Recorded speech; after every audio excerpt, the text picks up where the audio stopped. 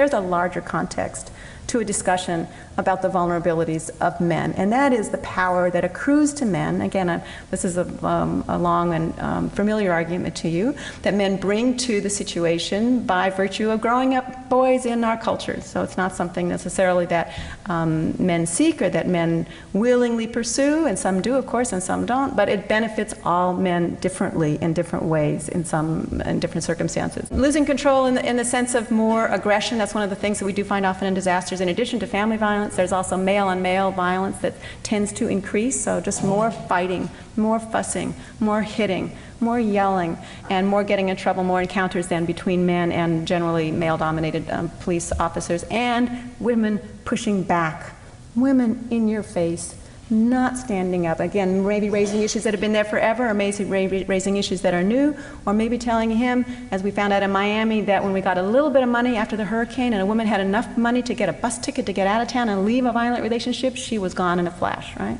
So pushback, there's an opportunity for things to really radically change. And that sense of control then is challenged in disasters, and we've talked quite a bit about how that can be, it is basically the bottom premise for increased violence. And there's that notion, that sense of identity again, of being the first and the helper, the notion very deeply rooted in our cultures of chivalry, right, and challenge as well, because you may not be able to help the person you love most in the world. And that's very hurtful. You may not be able to make sense of the world. The men have a sense of being on top of the world, of being somehow or other the interpreter of the cultural world to children, and often sometimes to women. But disasters transform that radically. So if you're no longer able to tell the story, to tell the cogent story of what's going on, where do you go? Who has what resources? What are we going to do next, dear? It is very important that we as a society acknowledge that men have a tendency to isolate themselves rather than to seek help.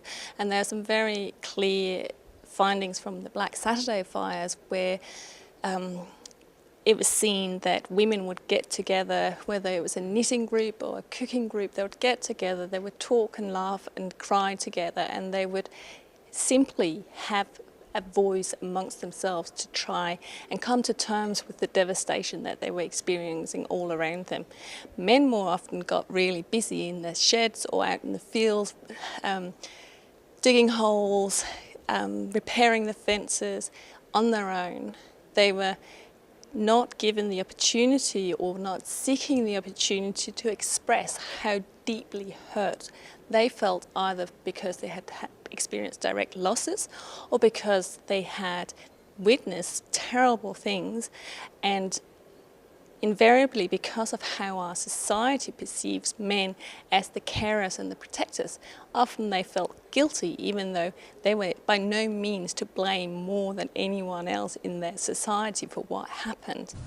And this research reveals that men had to be stoic, protect and provide, and that this role, impossible it was after Black Saturday, was both compulsory and policed by societal institutions and by community members. There was pressure to get over the fires, and men spoke of throwing themselves into work or distractions, going silent, thereby appearing to cope and still inhabiting a prescribed and acceptable masculinity. They described avoiding certain conversations, avoiding certain people, even becoming reclusive, so as not to have to express their feelings about what happened on Black Saturday and risk breaking down. As Cliff said, "There's that stigma and expectation as a man. There's too much at stake." Several men described being ashamed of their emotions. Rod said, "I feel it's quite stupid of me to be showing such emotion even after all this time. You've got to get over it, don't you? I'm sure that a woman could get away with it a lot easier than a man." They carry that on their own without getting help, and by not seeking help, by not finding, even if it's just a mate that lends an ear for them to voice their distress, that can be a watershed change in how you recover long term. She asked me if I'm okay, and in hindsight, that's the first point that I make my first mistake. I say I am. I say I'm fine and I don't want to talk about it. And I block her out. He's unravelling all the time. I can feel his frayed edges, and I try to get him help, but I'm banned from talking to his work. He's afraid he'll lose his job. Equally, there was a policing of male behaviour for men in emergency services, with consequences for not coping. Those men who'd not been able to present a convincing and long-lasting appearance of getting on with things, men who let the trauma of the day and the tragedy of events get to them, were somehow relegated to a lesser status. They were apparently judged as not quite measuring up to the hegemonic masculinity that characterises emergency services. Despite the absurdity of this expectation on a day like Black Saturday and its aftermath marked by chaos and grief, the stigma affected future prospects within emergency service organisations. Stuart said, "When the works coordinator was away, I used to be on higher duties. But when I took that month off, which I took off as stress leave, ever since, there's been nothing." And Luke asked, "Where do you go? What do you do as a bloke? You're meant to be the tough, strong one, aren't you?" I think when you say depressed, it means that you're weak, mentally weak, I suspect.